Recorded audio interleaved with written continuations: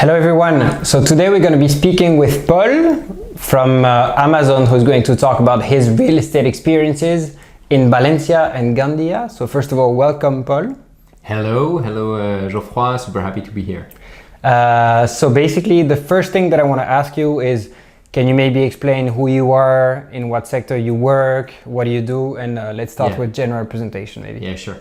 So I'm Paul. I've been working in Amazon Web Services for the last 13 years, and I currently live in Madrid, Spain. I would like to talk maybe about like real estate investments with you, because you have something very specific, is that before we knew each other, you already had invested in real estate in Sevilla. Yeah. And maybe in Madrid as well. Do you have your... No.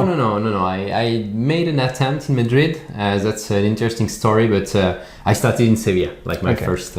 So maybe talk to us about, as a guy working in tech for 13 years, especially in AWS and having, let's say, a good eye with data, what has been your motivation to buy in Sevilla first and then to buy in Valencia and Gandia? So talk to us a little bit about it. Why Sevilla first and why Valencia? So just to get back to Madrid, so my first intention, so I've been reading like a lot of books and listening to a lot of podcasts for the last years around like real estate investment.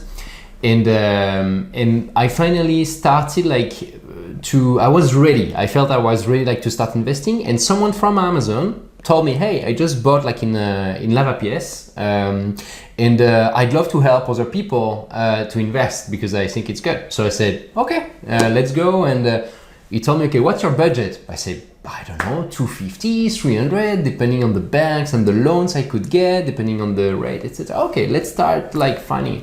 And a couple of weeks after that, he found me a super nice apartment in AWS. Around 60 meters square, 3 balconies, antique building, beautiful place. No agency fees. The deal was great, and I got the loan secured with the bank, and I started I did what we call the reserva. And I started measuring everything because I was like, oh yeah, I'm going to spend, I don't know, 240K in this apartment. I want to make sure the size I'm buying is exactly the size that was written. Was it a 2-bedroom? It was 3 bedrooms. 3 bedrooms and let's say 60 meters square. Okay. So I took my meter and started measuring every room. And I found out the apartment was 53 meters squares, to live in. So I said, look, I like the apartment, but you are trying to rob me here. I want to decrease the price. He said, no, look, that's the apartment is what it is. I'm not going to negotiate. And I said, okay, so I don't buy the apartment.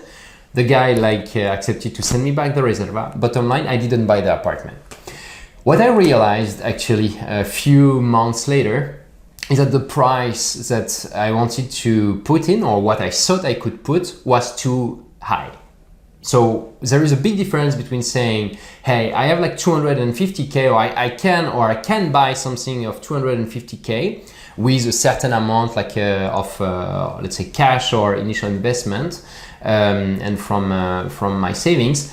But the other thing is saying, hey, I'm really getting to buy something between 250, 300K. And then if it's a huge part of your, let's say, total assets or patrimony, you start freaking out and start looking at excuses not to not buy. Hey, the kitchen is purple, or Okay, so maybe instead of buying one flat of 300,000, you're okay, I'm maybe gonna buy 3 of 100.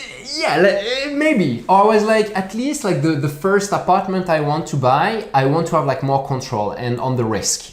So that was really step one to me, and that's really a very basic step. Regardless if you want to invest yourself or with an agency or with some some consulting company that helps you buy, but know your the budget, know your budget. That you feel comfortable with. You feel comfortable, and how is this budget versus like your total assets. Like, so that's to me the very basic. So then from there, yeah, we connect to Sevilla, exactly. Where your wife is from Sevilla. Yes, correct. Yeah. My wife is from Seville. So what I did is looking it in Spain, where I could, because Madrid I felt was too high for me, especially at the time.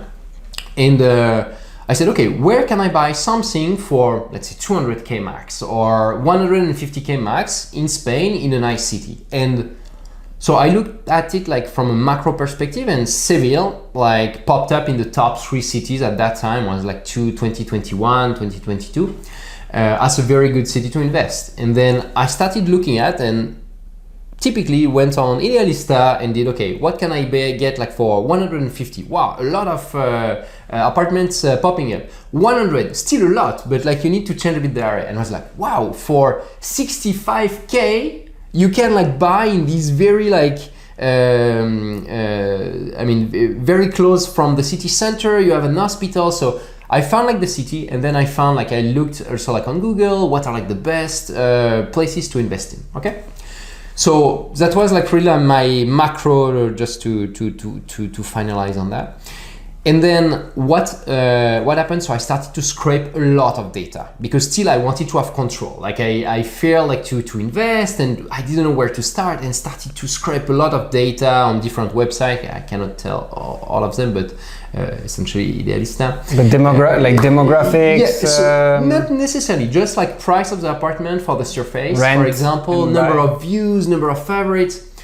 Bottom line, I did a lot of big Excels, like analyzing to make sure that this very specific apartment, I would be able to rent it for this amount. One day, an apartment pops up. I said, okay, let's go. I sent my my mother-in-law, can you please go and visit? Yes, okay. So, no, the apartment already flew. Okay, no worries, that's good.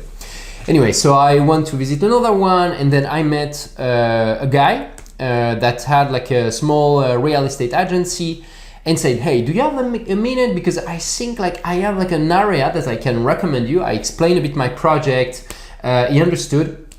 And I say, look, my project is really like to invest in Seville or here, and the idea is if it works, like you would eventually manage that. And he saw the potential, so long-term vision. And then he showed me some streets. But let's say I've bought like a lot. I mean, few apartments in a neighborhood called La Macarena, but it's very, very big. It's one of the largest neighborhoods in Seville. So if you don't know the streets, you can go completely wrong.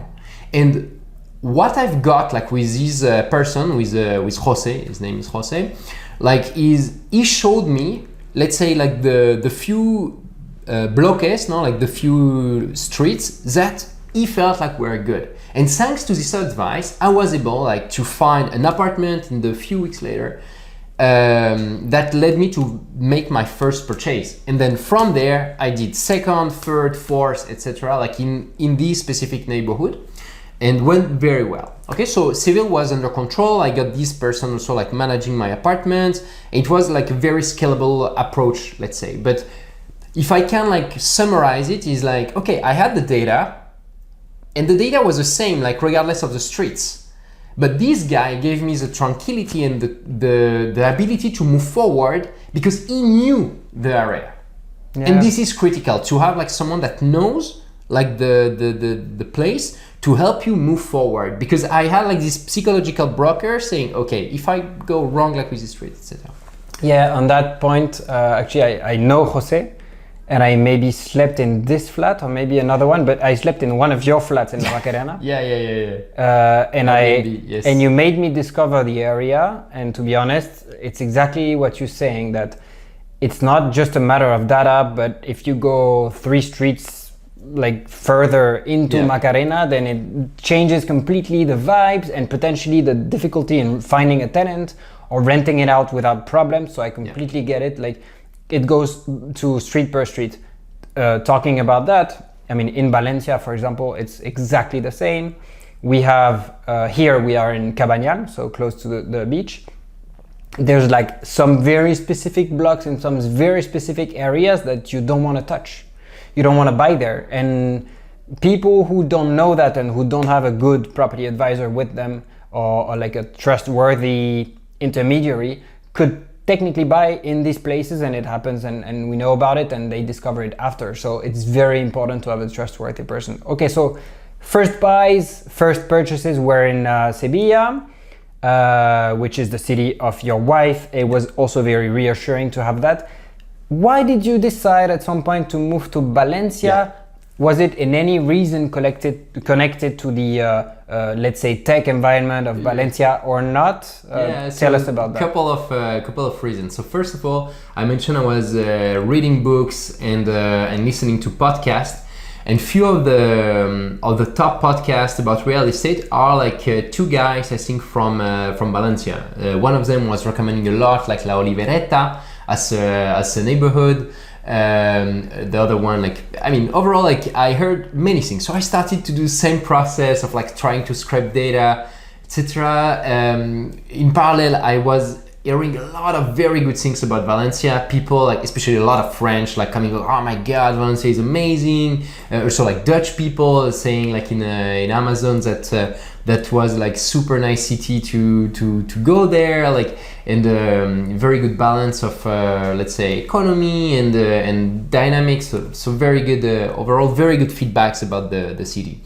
And something that happened is I heard about Valencia Digital Summit that is something happening every year now in October, and that brings really like very good startups, top SaaS companies going there, and to me that was really like a trigger, because I love Seville, but Seville is more like around like tourism, let's say, or like traditional tourism. Here, what I've seen in Valencia is really the dynamics around like digital. So yeah, no, that makes sense. Valencia Digital Summit is, like you said, it's establishing itself as one of the main events in tech in Spain. And you have Lanzadera as well. You have Lanzadera, which is like an incubator for startups. Yeah. You also have very big investments related to logistics. Yeah. Because obviously Valencia is a harbor, it's a port, so you have a lot of activities going there. And also in terms of use of AI, there's a lot happening in robotics. And you do see that happening in Valencia. You also see a lot of digital nomads that are going here because it's a 1 million people city, but close to the beach. A lot of people also coming from, Ukraine, Russia, and Poland. The purchases from these countries have boomed more than 40% in Valencia over the past 2 years. So obviously some things are happening, and you see a lot of international dynamics. Yeah. Where before it was Madrid, Barcelona, and the Spanish desert. Now it's Madrid, Valencia, and then you do have Valencia and Malaga that are two cities that make sense economically. So I get that. Okay, but let's say you already bought your first flats in Sevilla before. Tell us about. So you were convinced by Valencia. Yeah. Then what made you use the help of Terreta for Valencia? Yeah. And after that, maybe we can talk about Gandía, but first let's stick to Valencia. So first of all, like I heard about Terreta by a friend actually, and that has been working with you and knows the level of standards and that you have in terms of like selecting real estate assets. So I mean, we entered in contact like this, and so yeah, I mean the project and the reason I decided to go with a company like yours is simply because at some point you need to either you have the time and to explore all the options, but I was conscious, or I knew the time I've spent in knowing the Sevilla market. It took me almost like 2 years to get there, and also like to get to the conclusion in Seville that it was the help of someone locally and trustable that led me go through the first purchase. No, so I mean here like I was like pretty lucky because in a couple of weeks, like we even less than a month, like we had you managed like to spot like a very good deal. And something also I realized, like with the model of Terreta, that is super powerful because it's the connection you have with real estate agents. Because as a particular, you can go on Idealista, and the game when it comes to a very good apartment is not about being like, I've seen the announcement, no, like it's not about just like the listing. It's about like how fast you are. So if you have like the alert and you are like at 1 a.m. and you see like thing, you can like pick up the phone, try to reach. Like I managed to get some deals like this in Sevilla. But in the end of the day, if for example a company like Terreta that knows the real estate agent that have the properties on hands, then you have a priority, and that's exactly what happened with the apartment in Valencia. So basically, like you mentioned like the anecdote, no, but there was like a queue of like 10 people behind that I think bought an apartment before with you and decided like to not go in that time, but like basically you had like the priority because you have the trust with a real estate agent. So that's also like this point is true. Like as a property finder, I mean in Valencia we helped people, our clients, to buy more than 100 flats, and thanks to that, obviously we work a lot with the seller agents. And what happens like practically is every day they send us photos and listings before they even upload it on Idealista. So it's off market because it really isn't listed on any website. And they tell us, do you have clients for this? If we do, we get the first visit before it hits any website. And even if it has hit a website like Idealista, sometimes if we tell them, hey, I've seen this one, I have a client exactly for this one, they're always going to put us visit number 1, which is worth gold, because this is how you make it. And your flat, I have some numbers top of mind, but like I do not remember the BBVA valuation, but probably you do. But what I do remember is we helped you buy a flat for 85,000 euro, was it? 92. 92, okay. 92. But I remember the BBVA property valuation was 120 at least, very least. Like, and now it's like 150, 160. So I mean, overall, like it was very good. It was way below market price. And very important, again, the neighborhood knowledge.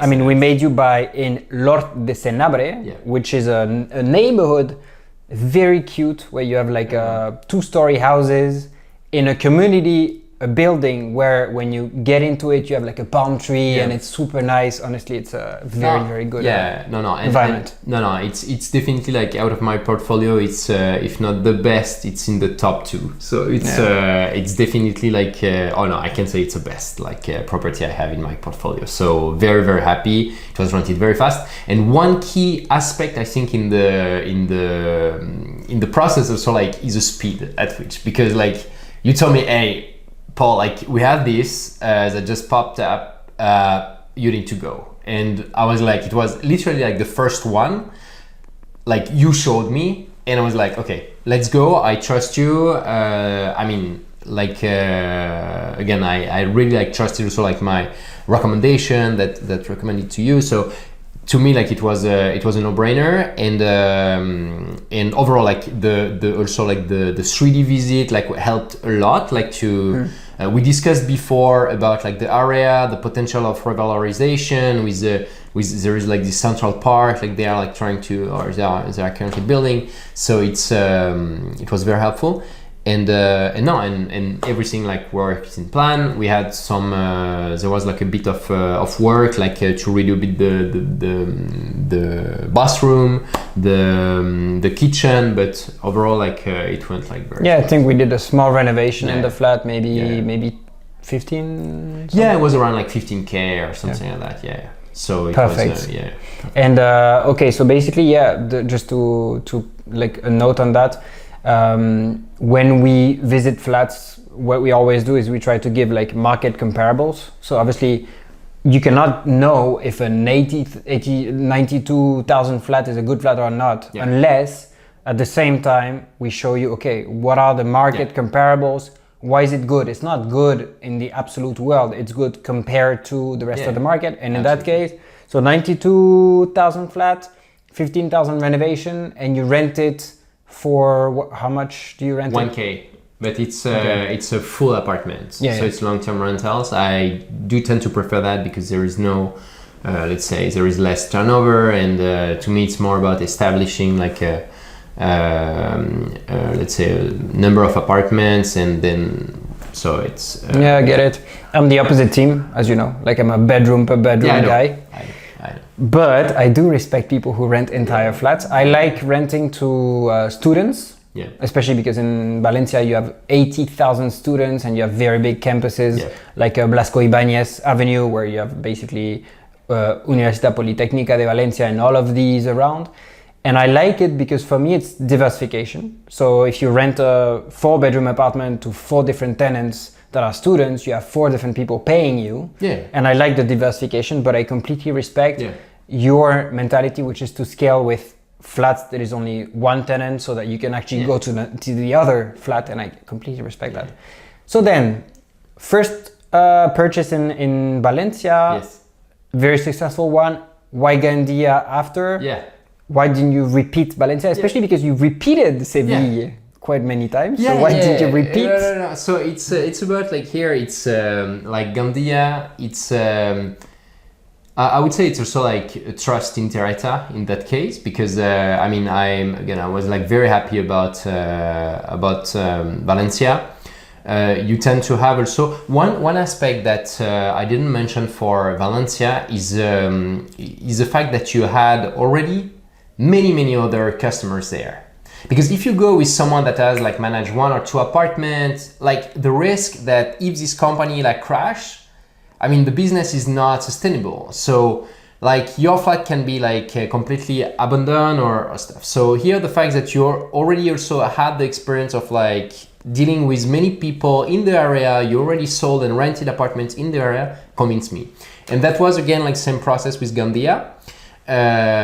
Because like I think like you have like how many apartments or people you have? Like, maybe we've done I don't know, 20, 15, I don't know exactly. So, but you have like already. I mean, like where you bought, in the same neighborhood where you bought, we have 15 flats. No, so exactly, and to me that's like a very good way to, let's say, de-risk it in some ways, because you have a critical mass that allows you also like to have someone that can like handle the day-to-day, the obras, like everything. So, but to get back to Gandía, something that really like touched me is like it reminds me a lot my hometown. I'm from Toulon, initially in France, and that is literally like between mountain and sea. And that's what you have, or that's what the feeling I had like in Gandía, with very nice beaches and with a mountain to do some good quality of life.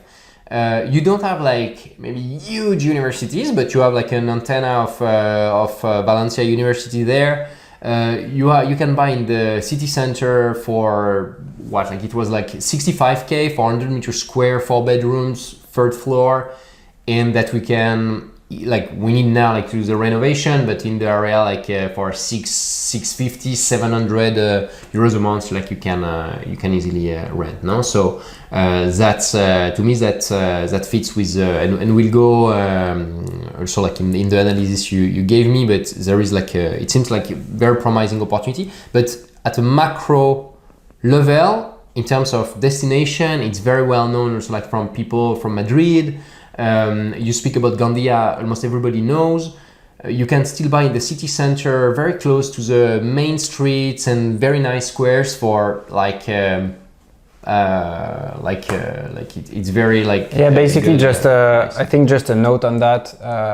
Gandía, the way and the reason that we work there and we even have a city manager in Gandía is that we noticed that it's a city that was like 2,000 euro per square meter before the 2008 crisis, collapsed completely with the 2008 crisis. Why? Because the unemployment rate boomed, especially because in Gandía, it's a city 1 hour away from Valencia, close to the sea, which is a touristic destination, especially for people coming from Madrid. And obviously, the tourist part of it and the construction part of it were completely crushed after the 2008 crisis. So it went down to 1,000 euro per square meter. And we started working it very hard because we thought, okay, but 1,000 euro per square meter, Gandía, because of that, was then elected the most profitable city to invest in Spain 3 years in a row, because the rental prices were still very decent. So the ratio between both and the gross yield was excellent. So we started working it. And also, a lot of people maybe working at AWS or like in the tech world don't know Gandía because it's not a world famous city. But if you go there, you'll see like it's a beautiful city. Yeah. Like you said, you have mountain, you have beach. The beach is not any beach. It's a classified beach with white sand. Yeah. Very beautiful. So yeah. No, it's to me like the opportunity of Spain is you have like still so many places in on the coast that are like relatively affordable compared to the level of infrastructure, quality of life. That I think is a very good opportunity like to start. Depends, like for me, like Gandía was also like an alternative to the two other like cities I was like investing in, and a bit more of a bet on the increase of price. Let's say like Seville now, like I have like got like already like a good increase. Valencia like super good. Gandía is I think like good ratio between like the potential of increase of the price per meter square and also like rentability. So what's your next purchase? I'd love to invest in north of Spain. Yeah. Like yeah. Really? I hope like you can like find some which city? Some city managers. Which city you? I don't know. I'm very attracted by I don't know like Coruña, like Santander, like okay. this part. But true story. I still see like some gems. Like true story. Right before this interview, I was on the phone with somebody, a French guy, who lives in La Coruña and who wants to invest with us in Valencia because the gross yield is much better in Valencia. Yes, true story from now. No, but like if we speak about like the yield, like absolutely, like it's more like a emotional thing. That's more an emotional and the potential. When you look at the French coast on the west coast and the price and the difference of price between like for example like the Galicia and like sceneries that you have that are like similar in France, like in some areas. Like you go Brittany, you go like it's crazy high. It's double the price than what you get. So like in terms of like yield, it's lower than Valencia. Valencia is unbeatable, like the region of Valencia. No, like but give me the when you decide on the city and you want to do like whatever city, tell me for sure. We'll have a city manager there. Okay. Well, thank you very much, Paul, for sharing your experience. I think that can be useful to like other people, especially working in tech, because they might identify better. So thanks a lot, and especially the fact that you bought in the two different cities, Valencia and Gandia, is super interesting. So thank you for sharing your experience. Thank you. I hope that was useful, and I hope you find it, found some useful information in that. Have a good day.